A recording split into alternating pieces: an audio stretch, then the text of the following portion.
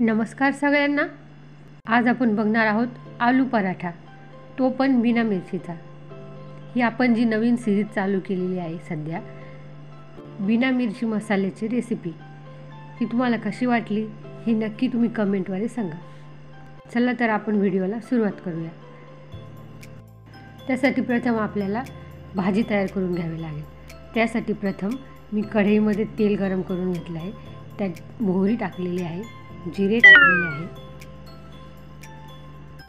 जिरे मोहरी चांगली तडतडल्यानंतर त्यामध्ये मी हळद घातलेली आहे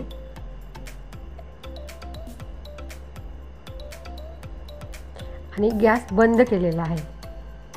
आपल्याला ही फोडणीमध्ये फक्त बटाटा मिक्स करायचा आहे. त्यात मी आता उकडलेला बटाटा टाकलेला आहे आणि तो ह्या फोडणीमध्ये छान मिक्स करून घ्यायचा आहे.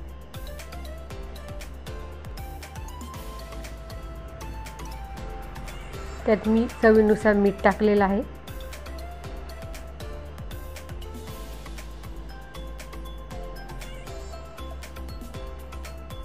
छान मिक्स करून घ्यायचं आहे. त्यासाठी मी इथे काटे चमच्याचा वापर केलेला आहे, जेणेकरून बटाटा स्मॅश पण होईल. बारीक चिरलेली कोथिंबीर.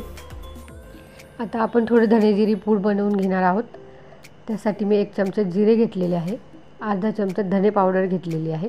या ठिकाणी तुम्ही अख्खे धने पण वापरू शकतात. आणि 4-5 मिरे घेतलेले आहेत. मिरे हे ऑप्शनल आहेत, मिरे तुम्ही स्किप पण करू शकता. हे छान क्रश करून घेतलेलं आहे. याची पावडर तयार करून घेतलेली आहे. ही अशा प्रकारे याची पावडर तयार झालेली आहे. अर्धा चमचा पावडर मी भाजीमध्ये घातलेली आहे आणि छान हलवून घेतलेली आहे. इथे आपली भाजी तयार झालेली आहे. आता आपण पराठ्यासाठी लागणारे पीठ तयार करून घेऊया. त्यासाठी प्रथम मी गव्हाचं पीठ घेतलेलं आहे. त्यात 1 चमचा मीठ टाकलेलं आहे, अर्धा चमचा हळद टाकलेली आहे आणि पाणी टाकून आपल्याला सॉफ्ट असा आटा मळून घ्यायचा आहे. ज्याप्रमाणे आपण पुरीसाठी करतो त्याप्रमाणे. जास्त सैल करायचं नाही आपल्याला. सैलमुळे आपले पराठे फाटू शकतात. ह्या प्रकारे जर तुम्ही पराठा केला तर अजिबात फुटणार नाही. अशा प्रकारे आपल्याला एकदम सॉफ्ट असा आटा बनवून घ्यायचा आहे.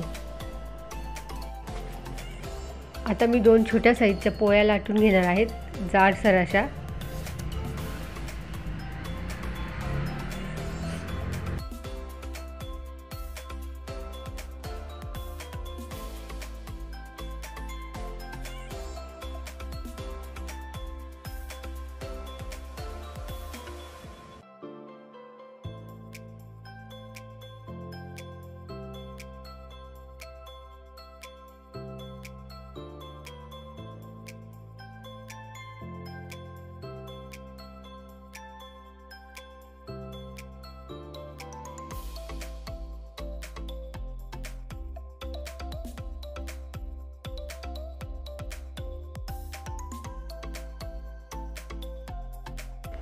अशा प्रकारे मी सर्व छोट्या छोट्या पोळ्या लाटून घेतलेल्या आहे.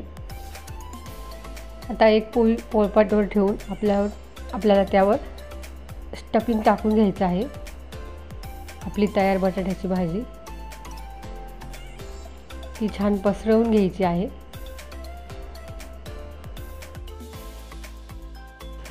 सगळीकडे व्यवस्थित स्टफिंग भरल्यानंतर आपल्याला दुसरी पोळी घेऊन दुसरी लेयर टाकायची आहे आणि आजूबाजूने पूर्ण पॅक करून घ्यायचा आहे.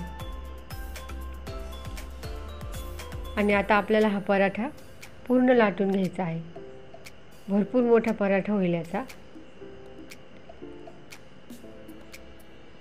तुम्ही बघू शकता आपलं स्टफिंग बाहेरून सुद्धा दिसतंय, म्हणजे आत किती मोठं स्टफिंग आहे आणि वरतून किती पातळ पोळी आहे.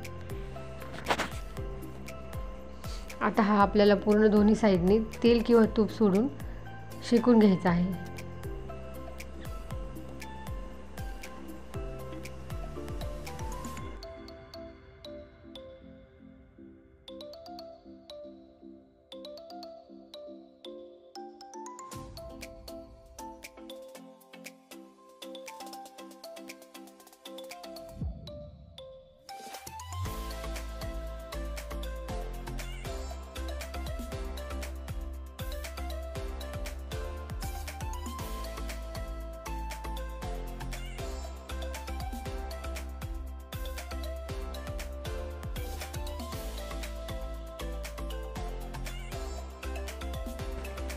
अशा प्रकारे मी सर्व पराठे इथे तयार करून घेतलेले आहे।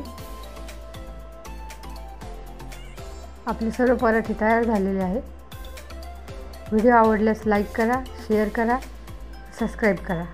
थँक्यू।